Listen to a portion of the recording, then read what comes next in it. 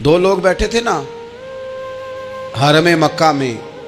ایک صاحب کہہ رہے تھے کہ میرے اوپر وہ بدر میں جو قتل ہو گئے کفار ان کا ذکر چل رہا تھا، تو دونوں گفتگو کر رہے تھے بدر میں ہمارے اتنے لوگ مسلمانوں نے مار دیے.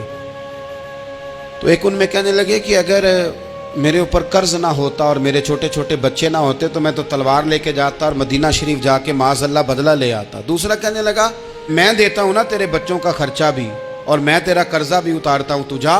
اس نے کہا پکی بات ہے؟ کہا ہاں، قرضہ بھی میں اتار دوں گا، تیرے بچوں کا خرچ بھی اٹھاؤں گا، تو جا. اس نے خنجر تیار کیا، تلوار تیار کی، گھوڑے پہ بیٹھا، گلے میں وہ تلوار اس نے اپنے ڈالی اور مدینہ شریف آ گیا. اتفاق کی بات یہ کہ ملاقات حضرت عمر سے ہوئی.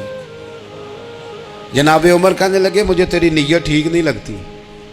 پکڑا کدھر آئے ہو؟ کہنے لگا میں تو بدر کے قیدیوں کے بارے میں بات کرنے آیا. فرمایا تلوار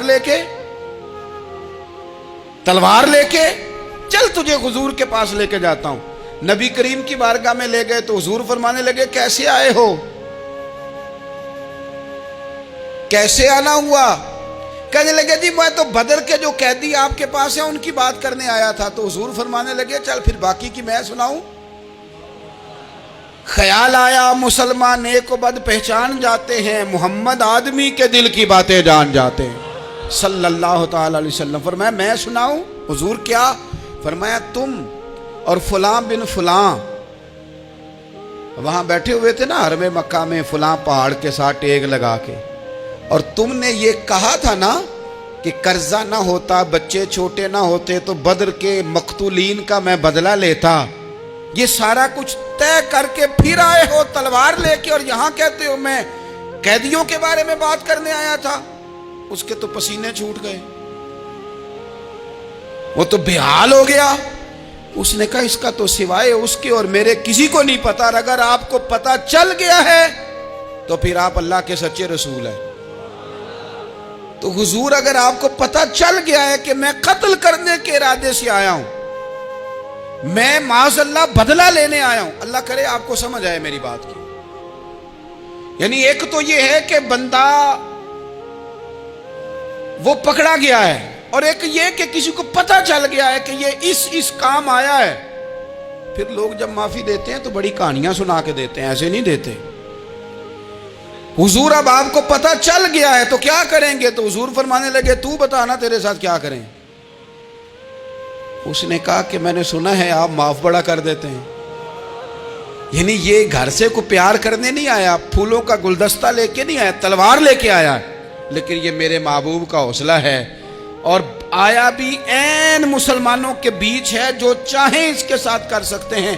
اس نے کہا معاف کر دیں، تو حضور نے فرمایا جا میں نے معاف کیا. حضور نے معاف کیا. وہ کہتا حضور معاف کر رہے تھے اور رب میرے دل میں ایمان کو تازگی عطا فرما رہا تھا. حضور نے معاف کیا اور میں نے کلمہ پڑھنا شروع کر دیا. ہم معافی نہیں دیتے، کبھی کبھی صلح تو کر لیتے ہیں، صلح ہو جاتی ہے. پنچایت میں صلح ہو گئی، پھر لڑائی ہوئی، پھر بات شروع سے شروع ہو گئی، کیونکہ ہم نے معافی، پھر وہ بات شروع ہو گئی 1955 سے. وہ بھی آکھیا سی، تو اے بھی کیتا سی، وہ بننے والی گل یاد ہی، او بس کر یار، کچھ بھولیں بھی تو. بچے پتہ کیوں خوش رہتے ہیں؟ آؤ گے پتہ بچے کیوں خوش رہتے ہیں؟ بچوں کو بات بھول جاتی ہے. اس لیے بچے، اماں نے ادھر 2 تھپڑ مارے 3-4 منٹ پہلے، اور اگلے 5 منٹ میں اماں نے پھر ماتھے کا بوسہ لیا تو بھول گئی بات. اللہ کرے کوئی تھوڑے تھوڑے بچے بھی بن جائیں.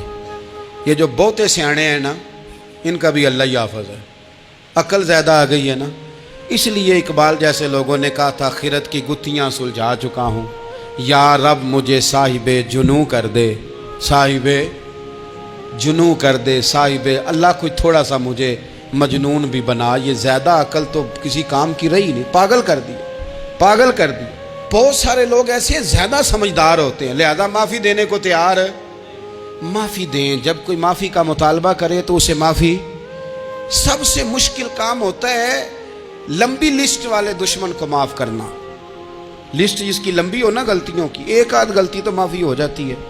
کچھ لوگوں کی لسٹ بھی بڑے، کچھ عادی مجرم بھی ہوتے ہیں، لسٹ لمبی ہوتی ہے، ان کو معافی دینا بھی تھوڑا سا مشکل ہوتا ہے. لیکن کمال بھی یہ ہے کہ جس کی لسٹ لمبی ہو اسے یک جنبش قلم بندہ معاف کر دے.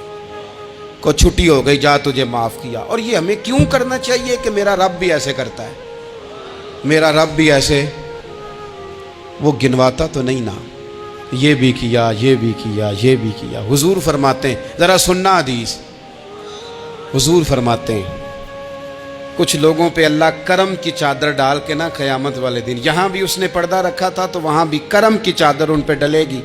तो अल्लाह फरमाएगा ये गुनाह किए तो छोटे छोटे गुनाह उसके गिनवाए जाएंगे, ये अब वो डरेगा, चूँकि पता तो सारा है ना सरदार नु कीतियां दा, अब वो डरेगा, छोटे छोटे गुनाह उसके गिन, तो उसका ख्याल है बड़े बड़े भी ना सामने आ जाए, छोटी छोटी गलतियां उसकी गिनवाई जा रही हैं, जो डर रहा है, कांप रहा है। कुर्बान जाए नबी पाक के लफ्ज़ों पे। कुछ गल्लां अजइयां ने कुरान पाक च, अजइयां ने, ये ना मेरी दादी कहा करती थी, मेरी अम्मा कहा करती थी, कुछ काम अजय ने, कुछ गल्लां अजइयां ने कि उत्थे दिल करदा है सफ़ा बंद हो जाना है तो माफ़ी हो जानी, यानी ख़त्म है ये बात, इससे आगे किसी ने सवाल पूछना ही नहीं। छोटे छोटे गुनाहों का अल्लाह तज़किरा फरमाए, ये किया, ये किया, ये किया, या अल्लाह हो गया। अब बंदा डर रहा है कि बड़े बड़े भी सामने आ जाएंगे, लेकिन छोटे गुनाहों पे ही फुल स्टॉप लगा के ना, तो रब फरमाएगा ये जो तेरे गुनाह है ना, इसके बदले तुझे नेकियां दी जा रही हैं। तूने सच्ची तौबा की थी तो इन गुनाहों को बदल के नेकियां बनाया जा रही हैं। पहले डर रहा था, हुजूर फरमाते हैं, अब फटाफट बोल पड़ा, कहने लगा या अल्लाह मैंने तो बड़े बड़े भी किए हैं। यानी अगर छोटों की नेकियां बन गई है तो वो पाप किधर है, बड़े बड़े वो मेरे किधर हैं। करीम ये बात कर रहे हैं और सहाबा रो रहे हैं, मैंने तो बड़े बड़े भी किए हैं, बड़े बड़े किधर हैं। अल्लाह ताला बंदों को माफ़ फरमाता है, रब अपने बंदों को वो माफ़ करता है। अगर अल्लाह माफ़ न करे तो जितने जुर्म हमारे रब को हमारा पता है। बताओ, सवेरे रोटी मिले, सांस मिले, शऊर कायम रहे, जब मालिक इतना माफ़ करता है तो हम उसके बंदों को क्यों नहीं माफ़ करते? कर दे माफ़। पक्के लोग खड़े थे, पक्के दुश्मन खड़े थे फतेह मक्का के दिन हुजूर के सामने। और कुछ लोग ऐसे होते हैं जिनसे उम्मीद नहीं होती, अपने होते हैं कि ये वाला जुमला, और बंदा कहता है यार तुझे तो नहीं ना कहना चाहिए था, कोई और कहता मुझे।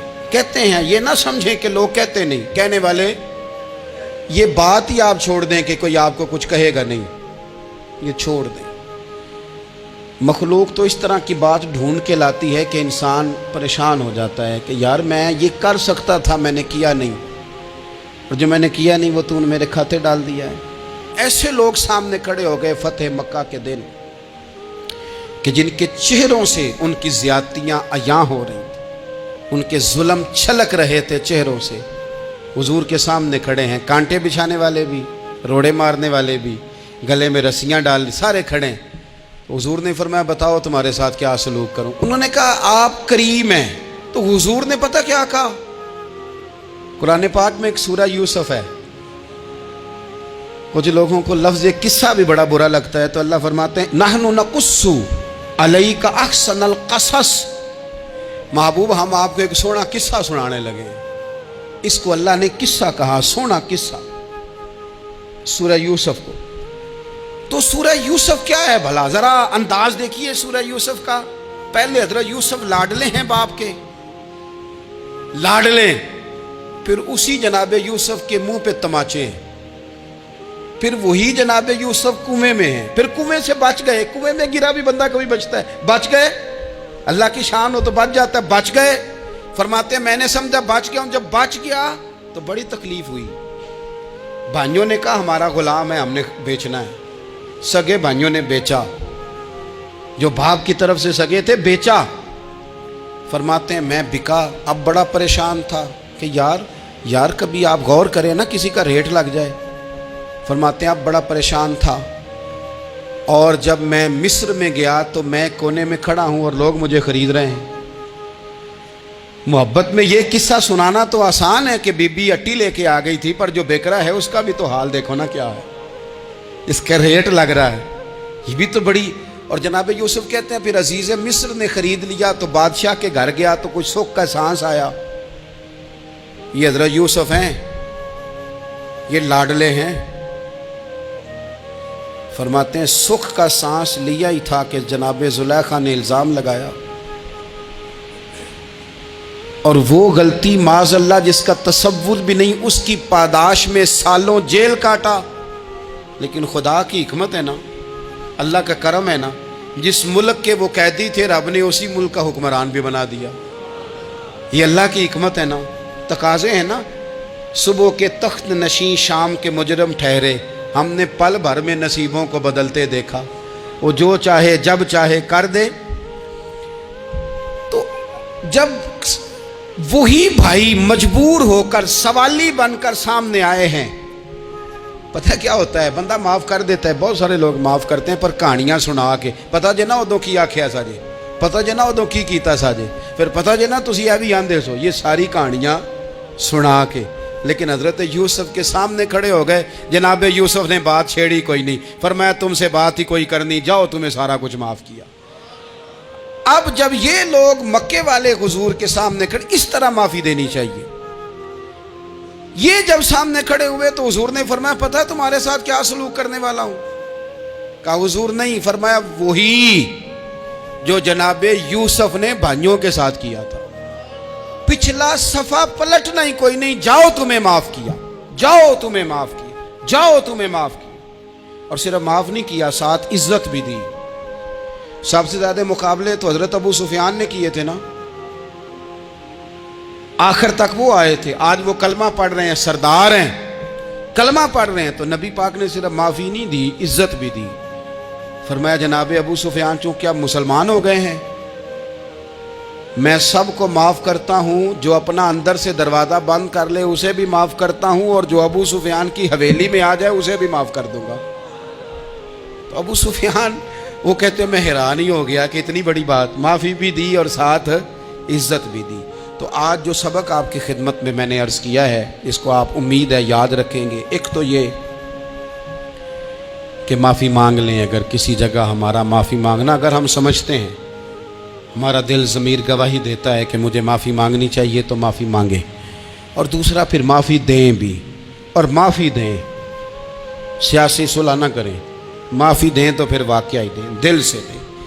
اور آخری بات یہ کہ جس طرح ہم نے لوگوں سے معافی لینی ہے اور معافی دینی ہے، اسی طرح جہاں ہم سے شرعی قباحتیں ہوئی ہیں، اخلاقی کمزوریاں ہوئی ہیں، ایک بات تو اچھی طرح سمجھ لیں کہ نفل پڑھنے سے حقوق العباد نہیں معاف ہوتے، وہ بندے سے معافی مانگنے سے ہی ہوتے۔